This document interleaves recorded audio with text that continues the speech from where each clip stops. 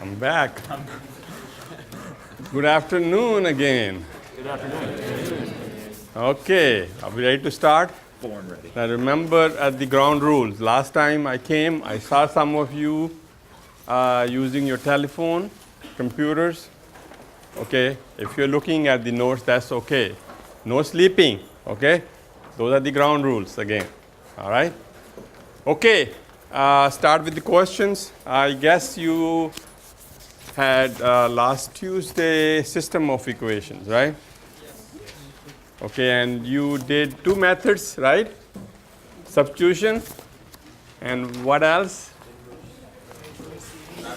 Matrix algebra method, right? You all remember how to do that? Substitution, you have done that before in high school, right? We are only solving two equations and two unknowns, right? So you did the substitution. Some of you probably also used the matrices, right? I'm not sure how many of you did that. Do you remember how to do that? Do you know how to do that? Okay. No? Okay.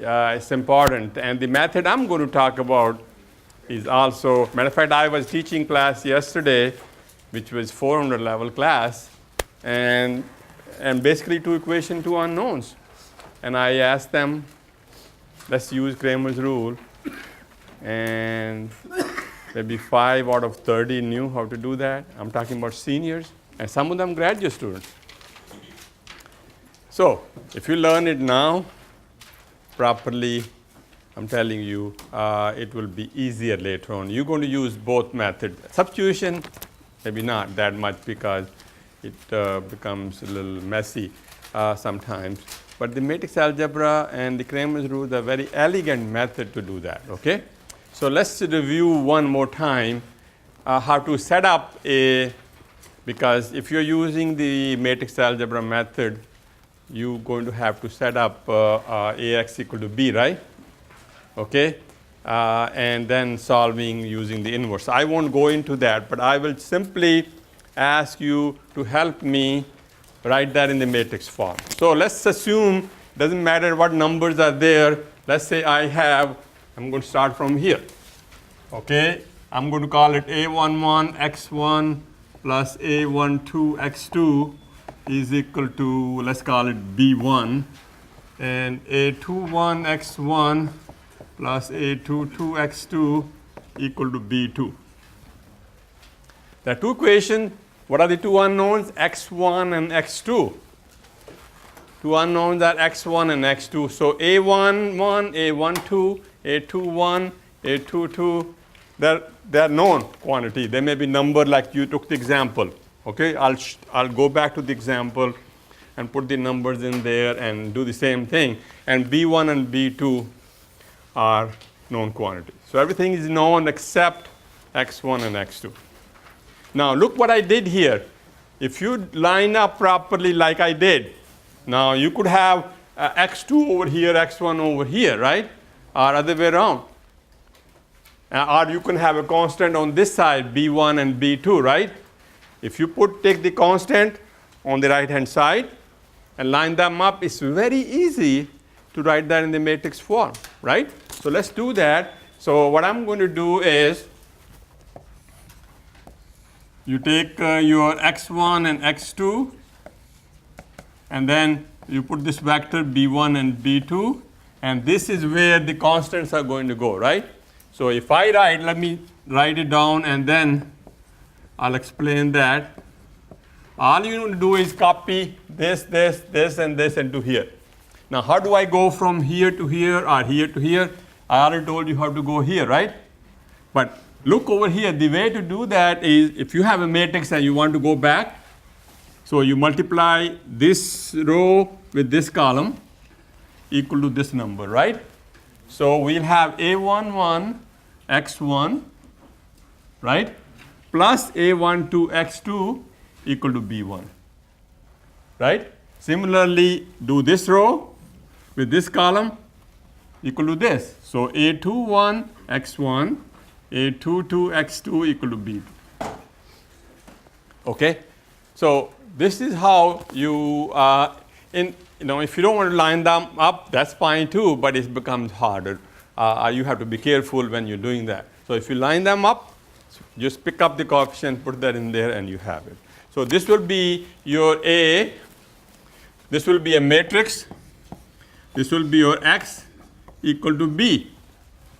Now, these are the unknowns. This is a known on the right-hand side. And this, again, in matrices, they have to match. In other words, if this is 2 by 2, right? This is 2 rows and 2 columns, right? 2 rows, these are called rows, these are called the columns, right? Right? So this 2 by 2, and then you have 2 rows and 1 column. In other words, this and this must match, otherwise you can multiply. Are you with me?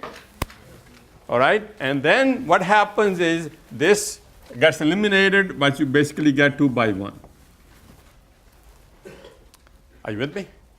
So typically you will see later on people write n by m, n rows and m columns, right? And you're multiplying with m, it has to be then m over here, right? And whatever this could be p over here, and this will give you, this has to match, and this will give you n by p on the right hand side. Are you with me? Okay? Okay? Yeah, just a number. Okay, n, m, and p. Okay, I'm just going by here. Consider of this as m equal to 2, n equal to 2, and p equal to 1, right? Yeah. And that will give you 2 by 1. I'm just talking about it could be when you're multiplying matrices. I'm going a little bit later on. You will have to do that. You must have that, otherwise you can multiply. Okay? All right? Okay, so knowing that now, what you did last time, you set up the 2 equations and 2 unknown in the form of this, right? And then solve it. So let me go ahead and copy that and then show you one more time how you get it. So you had 10I1 plus 4I2 equal to 6. So x could be anything. Any variable, in this case is current. Later on you will see I'll have a tension or whatever that is, that's the unknown, right? Whatever variable that is. So you have 10I1 plus 4I2, and then you have the other equation is 4I1 plus 12I2 equal to 9, right? So again I lined up, okay? So now you again copy. So your variables are going to be I1, I2, and what's on the right hand? 6 and 9, and this one is going to be 10, 4, 4, 12. Pay attention, if you had a negative sign here, must carry that with you, okay? And this is how you have it. Okay? And all you need to do, and I'm not going to go through later on if we have time, maybe I'll take an example which I talked about all 3 methods, at least the 2 methods, right? But right now, I'm going to start from how do you solve these 2 equations using what's called the Cramer's rule. That's third method, which is very, very useful method. Called Cramer's, this is R, my R is funny looking. Cramer's rule, okay? All right, so how do you solve that, the 2 equations, 2 unknown using Cramer's rule? Now, it's very easy if you already put that in this form, okay? If you already put that, it doesn't matter, you can go from here or here. It's a little bit easier going from that, okay? So you can always make that as a first step, okay? Now, what you're going to get is you can extend that later on to 3 equations, 4 equations, doesn't matter. In this case, you don't have to find the matrix inverse. All you need to do is find the determinant. You know how to find the determinant. We'll review that again in a minute. So what you're going to have here is your two variables, x1, you want to determine, right? Okay, so here is how you do it. I'm going to go from here. All right, you take the determinant of A. You take A. So if I'm doing in this case, you take A11, A12, A21, A22. Just take that and find the determinant of that. Is that clear? Okay? So I will do that numerical example, but I'm setting it up for you. On the top, you also have a determinant. And what you do now is, since I'm finding the first variable associated with that one, right? You see over here x1, x1. Okay, so that's the first column, right? Right? So you replace the first column in this, right? With what's on the right hand side. So you put in B1, B2, leave the second column alone. So you can take that and replace the first column. You understand what I'm doing? Denominator is the determinant of A matrix, or the coefficients, okay?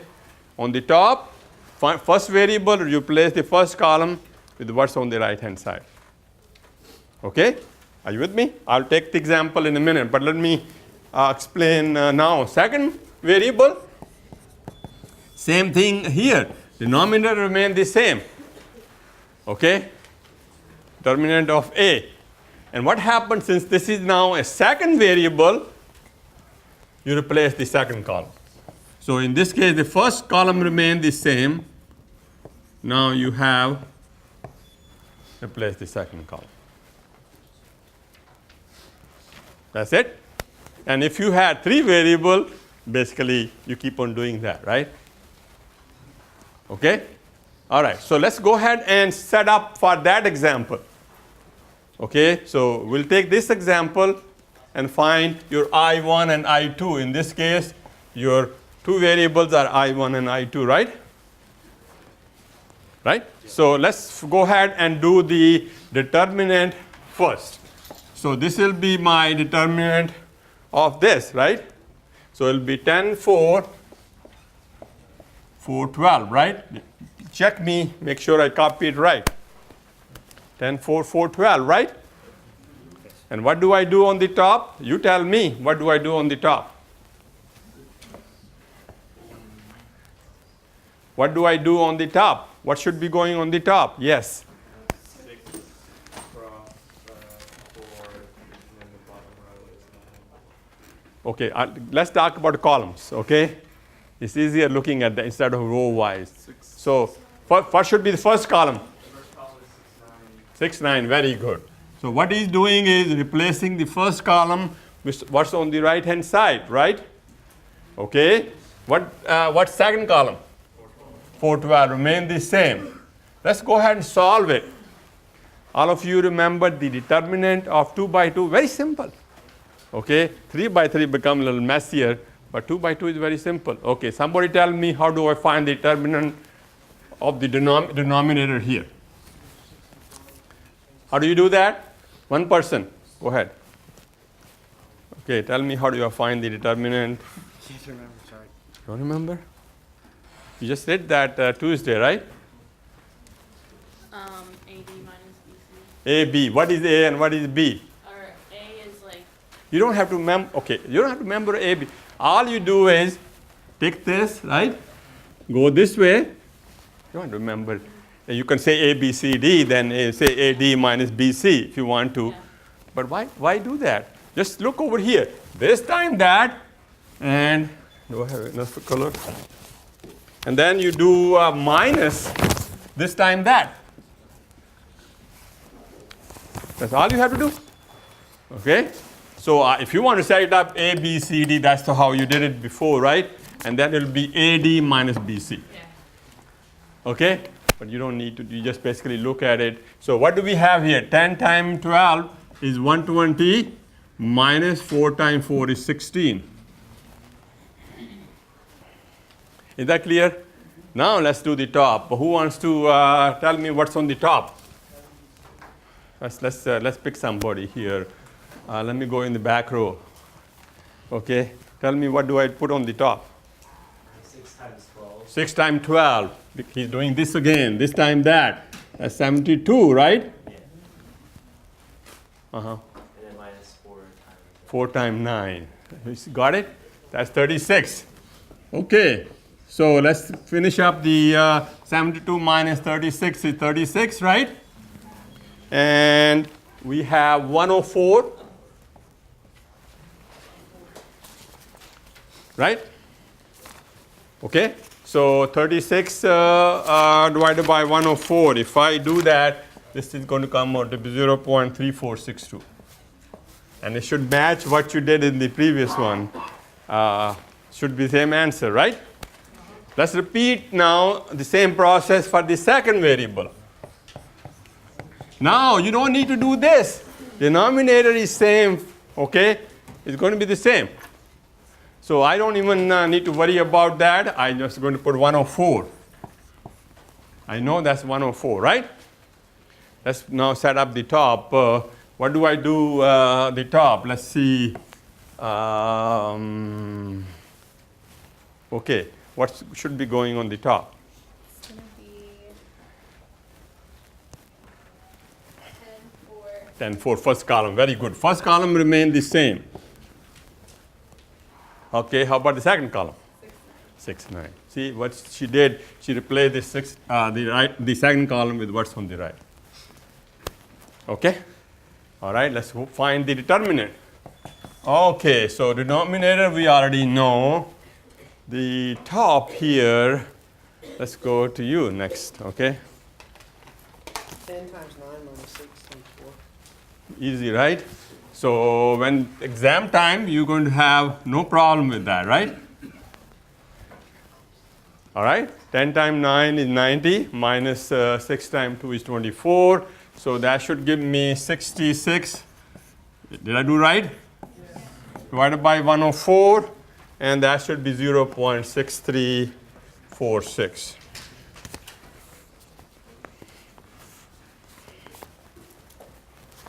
And we're done.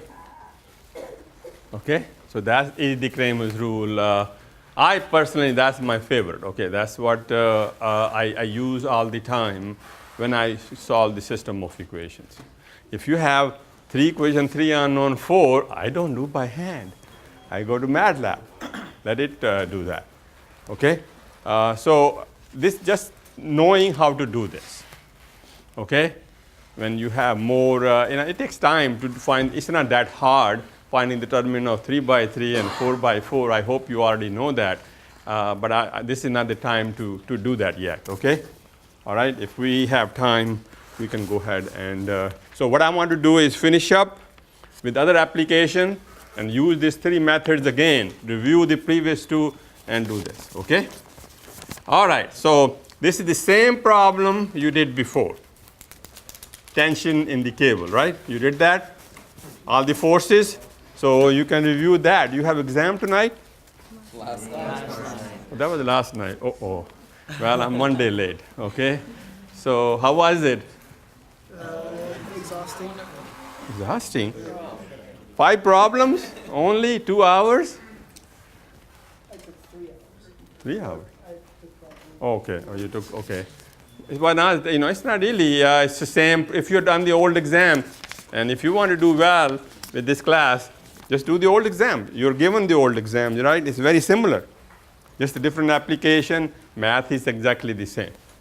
Okay? So always try to do, so solve it and look at one of the TA, show the, or come to me or go to your instructor, whoever, you have enough help. There are 15, 16 of us, right? So if you solve the exams, if you can do that, you should have no problem getting an A in this course, okay? It's pretty easy, right?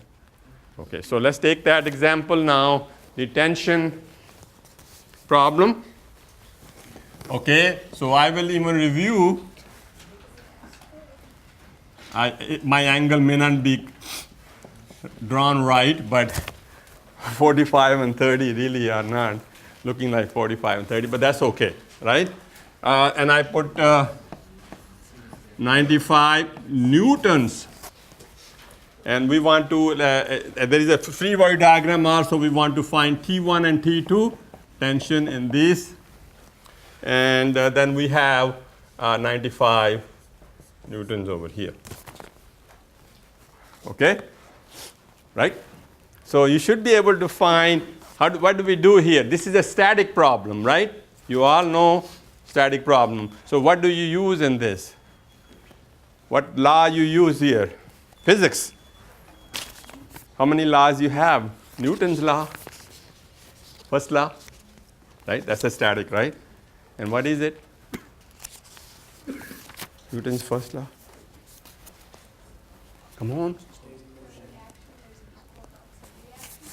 Said for every action there is equal and opposite reaction. Can we put in more concise? Okay, so those are mostly forces, right? Okay, they're forces. Think of tension as a force, right? So how can you to write the Newton's first law? And then later on you're going to do second law. Yes. Very good. She said sum of all the forces equal to 0. Because static problem, later on you change that because there is going to be a movement, right, displacement. So you say MA, right, at that time. But there is slight problem with that. If we say sum of all the forces, that may be a little problem because some forces may be negative, right? So it may have different directions. So you always say algebraic sum. Okay? So it's always a good idea. What you said is correct, but you have to be careful. So generally, this is what you have. So some may be negative, some may be forces. If you take action and reaction, reaction will be negative if the action is positive, right? Right? So we say all the action minus the reaction equal to 0, right? Which is same thing as saying action equal to reaction, right? Okay? All right, now you further decomposed it earlier in maybe the previous topics.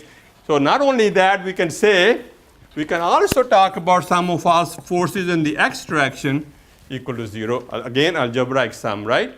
Similarly, so you can decompose that into x and y, right? And if you have more dimension, you can decompose it further, right? Right? So that's what you're doing over here. I'm just repeating what you've done before. Okay? So if this angle is 45 degrees, I want to write this vector in a way into 2, right? Right? So I am doing the x and y component of these forces, right? And if I have that, then I can go ahead and use fx equal to 0 and fy equal to 0, right? Algebraic sum of that, right? Okay, so similarly, we have that. So let's call this T1x, T1y, T2x, T2y. And why I'm saying that? You're resolving Tx into x component and y component. Similarly, T2, right, into x and y component. Okay, so let's find that. Can you tell me if I can take this triangle? So I need to know these angles. This is 30 degrees, that's 45, right? Okay, so what would be this angle? 45. Very good. And what's this angle? Very good. Okay, so that's, so we know this is right angle triangle, right? So you should be able to write T1x and T1y similarly. So let's write down this. What should be this? This is T1, right? What should be this? Cosine, right? Base is always cosine. I think I taught you that, right, when I was here. And the vertical is always sine, right? Okay, so this will be T2 cosine of 30 degrees, right? And this will be T2 sine of 30 degrees.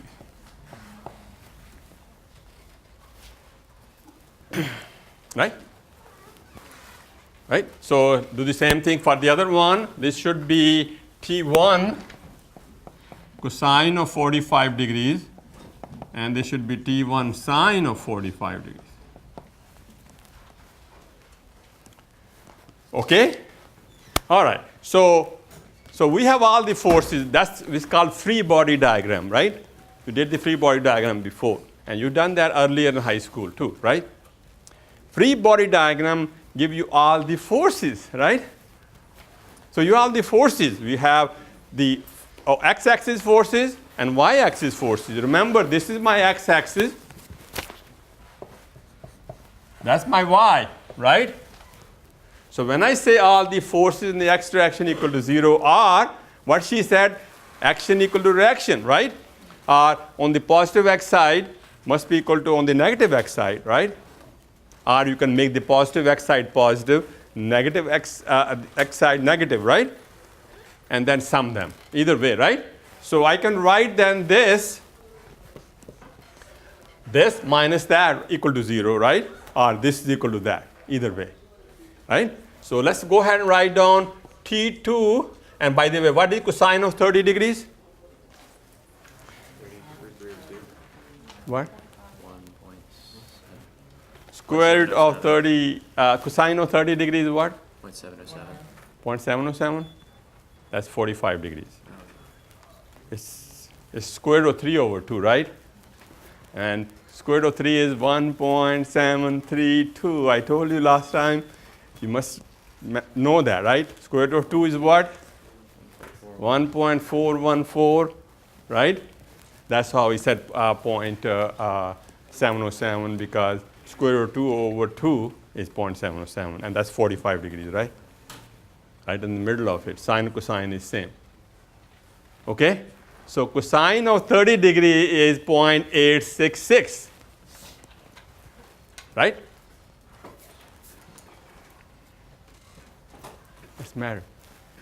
You've done this before. You just had the exam on that.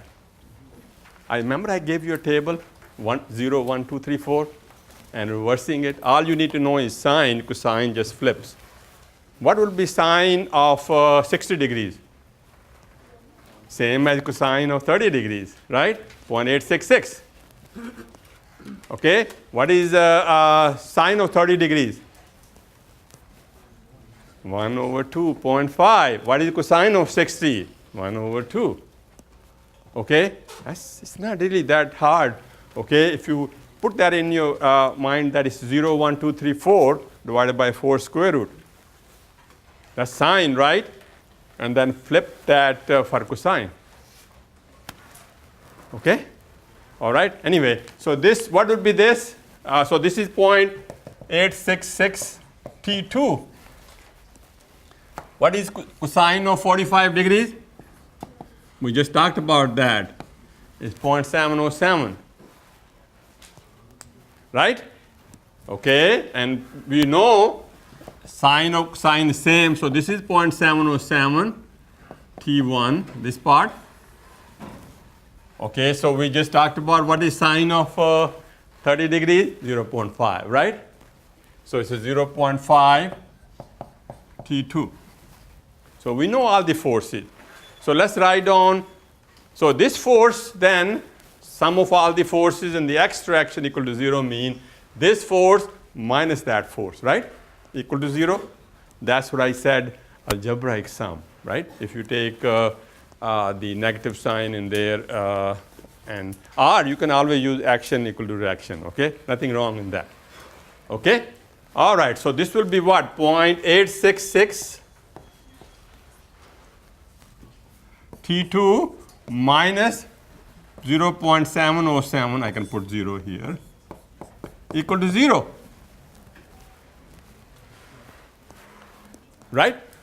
Similarly, in the y direction, if I had the positive y direction as positive forces, you have two of them, right? This and this, right? That's in the positive y direction. And there is one in the negative y direction. So sum of those two equal to 95, or you can subtract that. So you can write this as 0.5 T2 minus, or plus, really in this case they are, so 0.707 T1 minus 95 equal to 0, right? So that's going to be the sum of all the forces in the y direction. Everybody understand that? That's what you have done before, okay? But my job now is to take those equations and solve them using 3 methods. I'm not even going to worry about substitution. I'm going to concentrate on the other 2 methods, okay? I know you can all do the substitution method, right? Any question on this? All I did, yes. Why isn't T1 negative since the vector Okay, is going well, I put negative.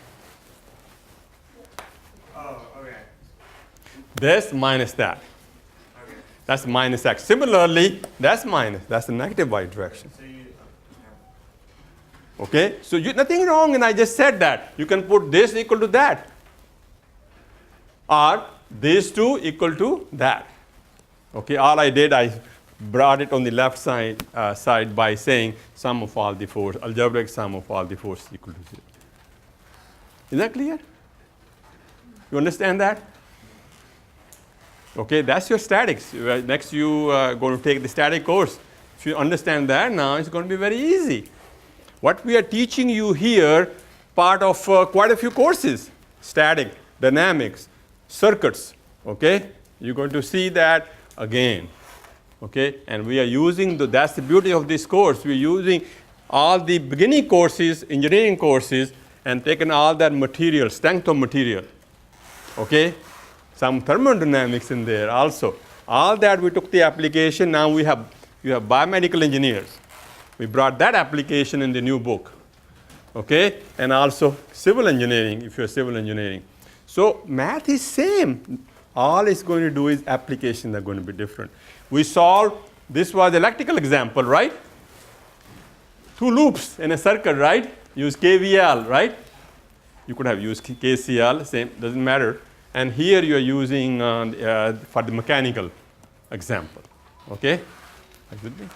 You can use, doesn't matter, you could be biomedical, civil, chemical, okay? In your back of the book, we have some civil engineering problem, okay? So it doesn't matter who you are, math is same, okay? All right, so let's see if we can set it up. Now I have 2 equations that are 2 unknown. What are the unknown? T1 and T2, okay? And I'm going to take all the constant to the right hand side, okay? But I'm going to put T1 first, okay? So let's rewrite this by putting there minus 0.707 T1 plus 0.866 T2 equal to 0. Right? That's the first equation.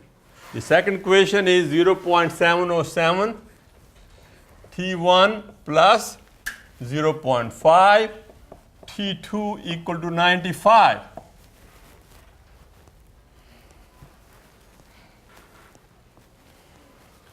Question? Now let's put that in the matrix form, okay? All right, so we have that. All right, so we have what? I'm going to, my unknowns are T1 and T2. See, I have, here I had X as the unknown, right? X1 and X2, and I1 and I2. Here we have T1 and T2. It could be voltage, V1 and V2, or whatever, okay, whatever the application is.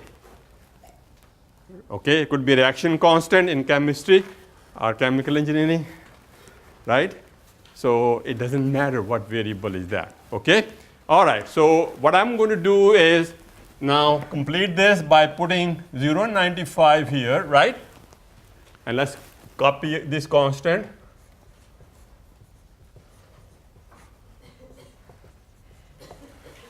You understand? Maybe I should let you do that. All right. So we have now I'm still going to call AT equal to B, whatever you want to call that. Doesn't matter. So AT equal to B. Variable change. So you still have A 2 by 2 matrix and B as a vector, right? 2 by 1, right? Matrix, if you want to call that. All right. So let's first do that. And since this may be coming in the way, I'm going to go all the way here.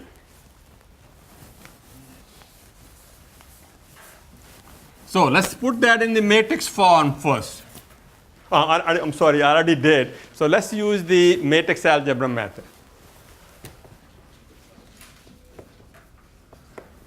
As I said, I am not going to worry about substitution method. Okay, so let's review that here. So instead of writing x1 and x2, you're solving ax equal to b. So generally when you have an equation, let's say you put 2x equal to 5, right? This is scalar, right? Now you can solve x, you can always divide 5 by 2. So you're basically dividing both sides by 2. Now I can do the same thing, right? Divide both sides by a, right?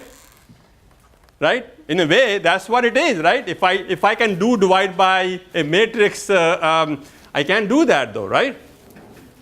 Okay, I can do that. So what I'm going to do is generally the inverse of a matrix, which is same thing as inverse of 2, right?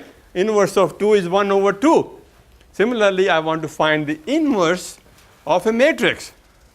So what I'm going to do is just like what I did here, I multiplied both sides by 1/2, inverse of 2, right? I'm going to multiply both sides here by the inverse of a, right? But I can't do that on this side, right? I'll have to do this is called the pre-multiplication in this case because I'm trying to eliminate this. Similarly, you do the same thing on this side. So what I did, I don't have to show you that, but I'm just showing you how it came about. Okay? Now, another thing, I'm sure you know that from the matrix course, if you've taken that, this is important identity.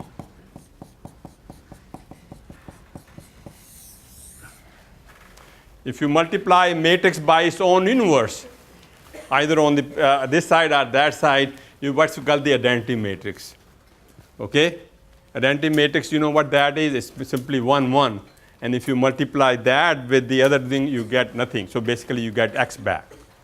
Okay? So what you're going to have, this thing is going to give you, this is gone, right? So you have x is equal to a inverse b. Just like what we did over here. So you have 1 over 2 and 1 over 2 on this side, right? That cancels out.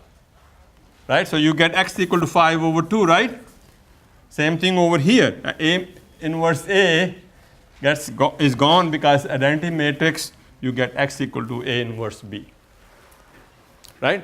So all I need to know is how to find the inverse of a matrix, which you did last time. Do you remember how to do that? So let's review that. So before I talked about the example, so we know x is equal to A inverse B. And let's call what she suggested before, let's call it A, B, C, D. Okay? So we don't have to worry about numbers. That's my A matrix, right? And I want to find its inverse. Okay? It's 2 by 2 again is easy. All right, so let's review. Anybody help me here? How do I do the inverse of a 2 by 2 matrix? Yes. Very good. First thing is outside. 1 over the determinant of A. And then you have a matrix here. And you switch your A and your D. And Okay. then So anybody know the name? What are we doing there? You did it before? Or should I even go into that? Why is that? Why is that? Why you switch? She said here, you switch A and D. So you said D over here, A over here. Right? And what did you do with the other two? Negate them. So you just leave them alone, but put a negative sign. Okay? You may want to investigate. Go to the internet and say, why? How do you get that? Start looking into that. Okay? Because when you do the matrix course here, then oh yeah, I know that. Okay? Now this is only true 2 by 2. Wouldn't work 3 by 3. Okay? And if you know how we got it, then it won't be any problem, okay? So just go ahead and investigate. That's be your little mini project. How do you find, why is it DA minus B and minus C? Okay? For the time being, I'm going to take that as a Bible and go ahead and finish up this problem. Again, I'm not sure we're going to have time to go into that, but you can look at enough information on the web, okay? So you can actually look at it. All right, so how do I take this example? Okay, so I want to find the inverse, right? Okay, so let's first find the determinant of A separately. So what do we have here? Let's take, this is my A, right? This is my A, and I want to find the determinant of that. So this is minus 0.707, 0.707, 0.866, and 0.5.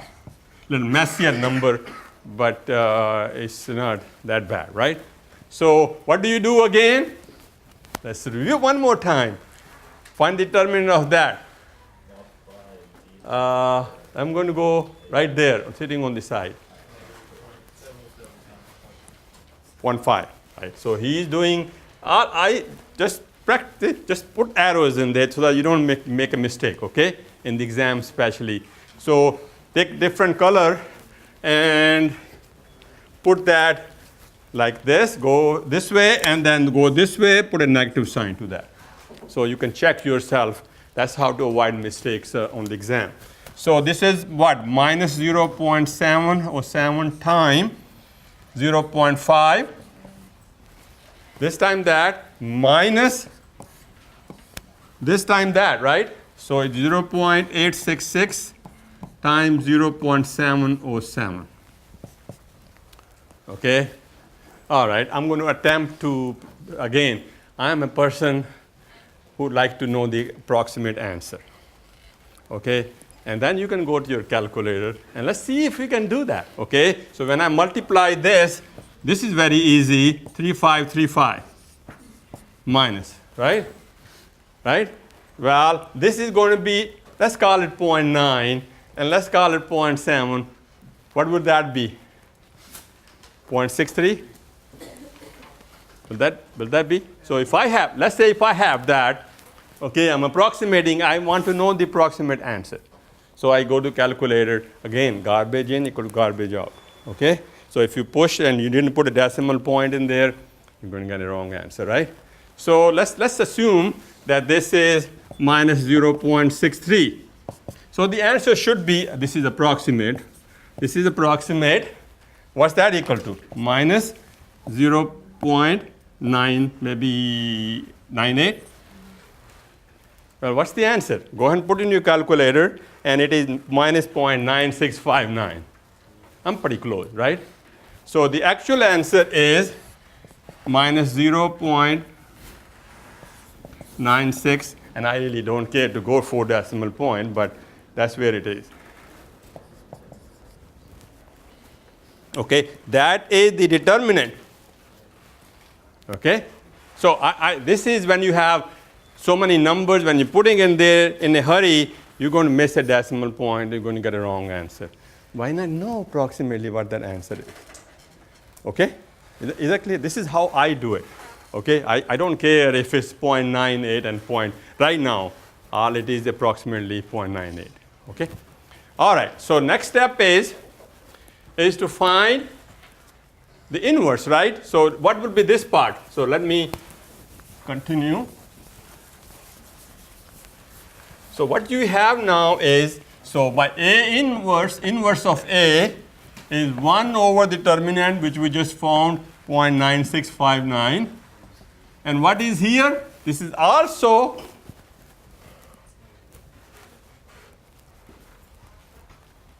okay, I made a mistake. That should be that, right? No, no, I'm sorry.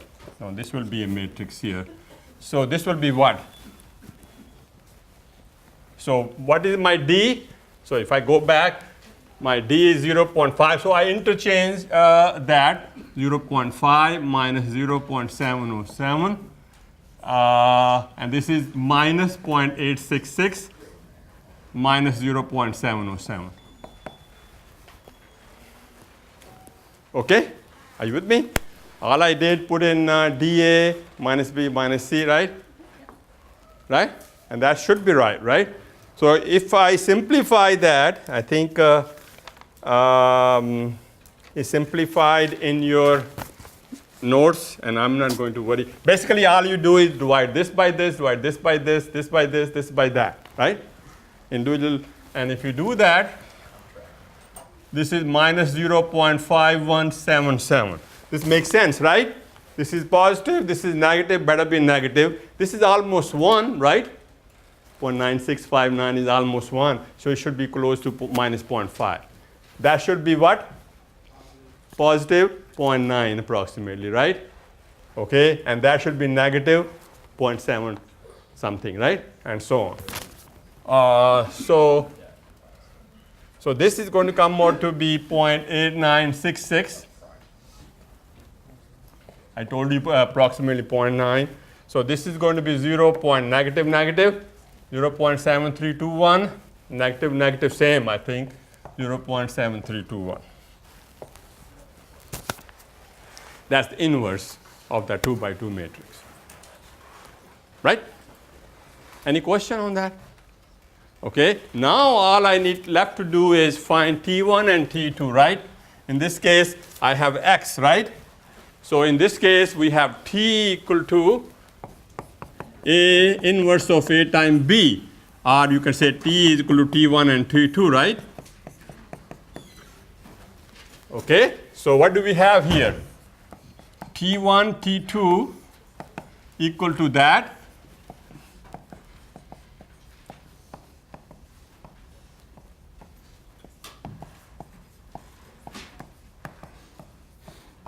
And what is my B? B is 0 and 95.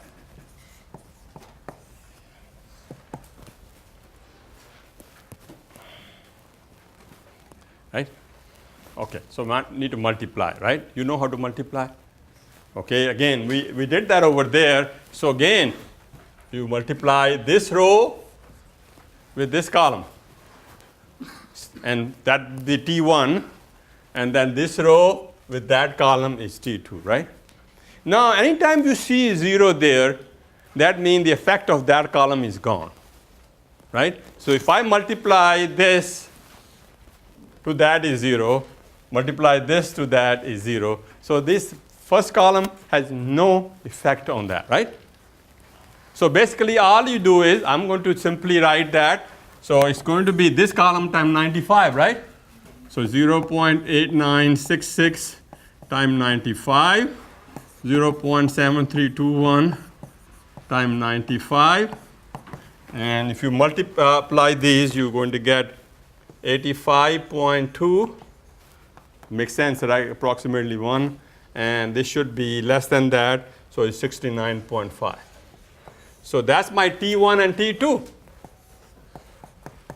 So in this case, T1 is equal to 85.2, T2 is equal to 69.5. And that's the answer. But if you give this answer in the exam, you're going to lose points. Right? Why is that? Say it again. The units are missing. The units are missing. That's correct. So that's that. That's that. Okay, so again, looking at, I raised the there. So let's physically, what should be happening? Again, I had 95 here. This angle was 45 degree. This angle is, this is my T1, that's T2. Which one should be greater? T1. T1, because of the angle there. If they were same, they better be same. So think of this at the angle, which length is going to be longer?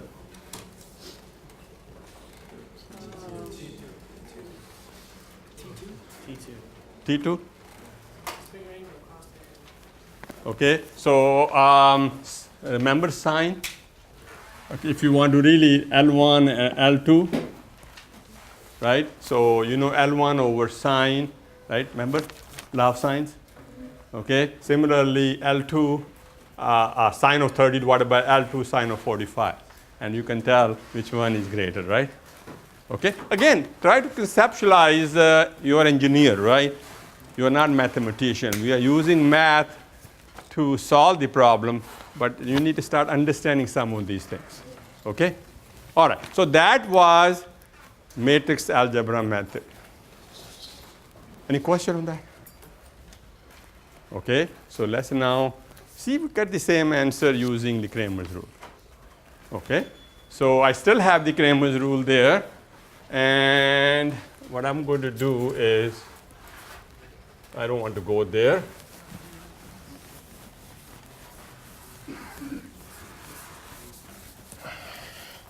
So let's do that with Cramer's rule.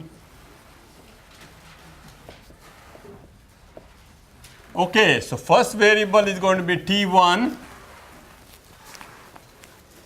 right? First variable is T1, right? And we talked about the determinant of A in the denominator, right? Is that clear? On the top is going to be for T1. So you go to this, this matrix, replace the first column with what's on the right hand side, right? So this should be 0, 95, and 0.866, and 0.5. Everybody see that? And we don't have to redo this determinant. We did that here. That's my determinant, right? Agree? So don't have to repeat it. Minus 0.9659.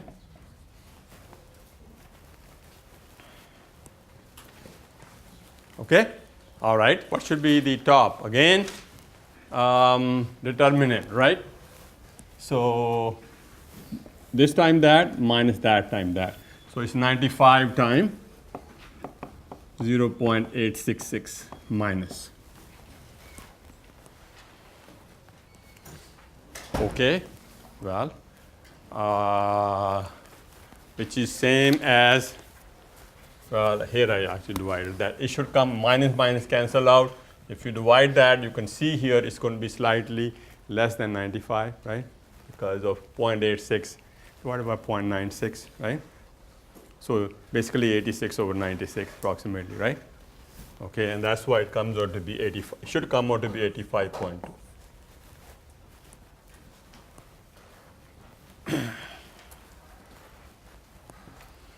Okay. Question?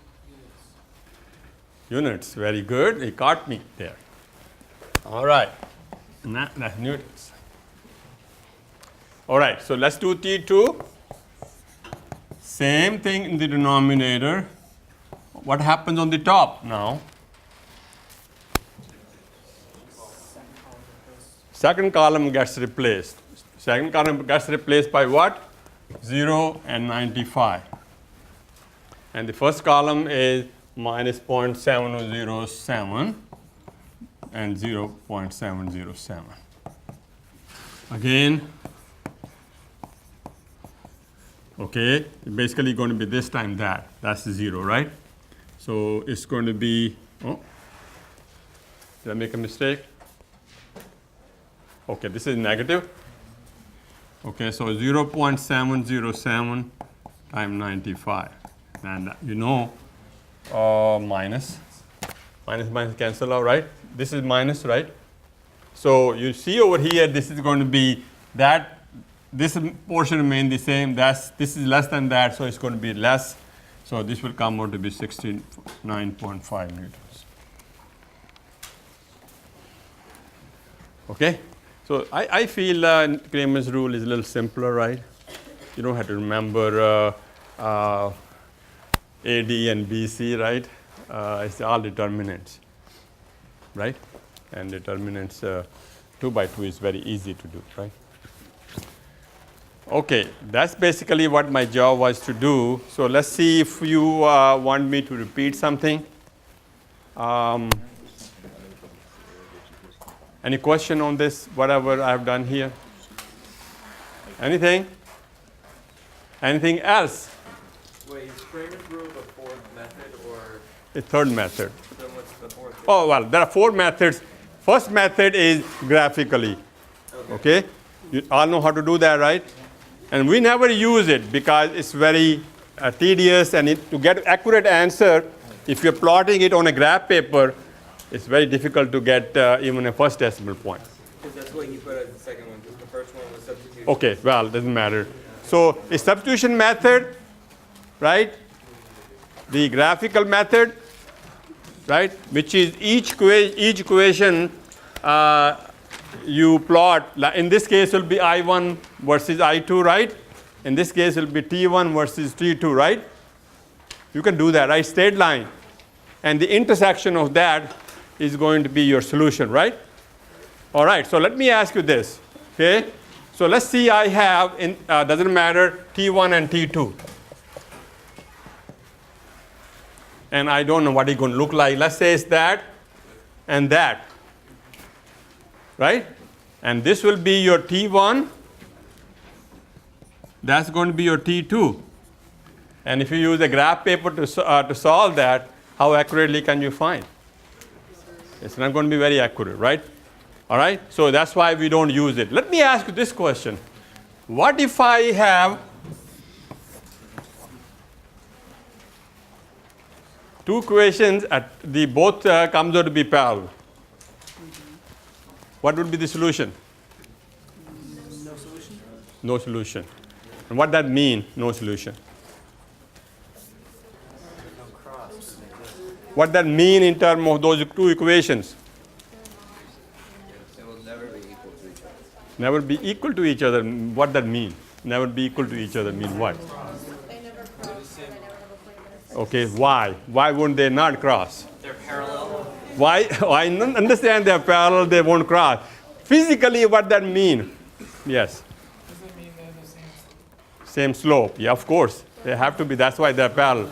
I'm looking for physical significance. Yes. There's no physical value that satisfies both equations at the same time. Okay. So we are rehashing that answer. Okay. That means they are dependent equation. You can obtain one equation from the other. They are called the dependent. Okay. Number of equation is not equal to the number of unknowns you have. If they are like that, you only have one equation, independent equation. There are 2 unknowns. Okay? Are you with me? So if you have dependent equation, there will be no solution. In my book, in our book, we talk about that. Okay? If they are parallel, you have system which has less number of equations than the unknowns because they are dependent. They're not giving you any extra information. That's why they are parallel, right? There's no extra information in there. So you basically have one equation and 2 unknowns. And that's why you don't get that. Are you with me? Okay. So now, anything else? Okay, we are 15 minutes, right? We still have 15 minutes. I don't know what else to do. What he told me, I'm done, I think, with that. I can help you with something else. Homework, the exams, any problem, anything like that? No? You want more example of this? No. You want to go home? Yes. All right, go ahead.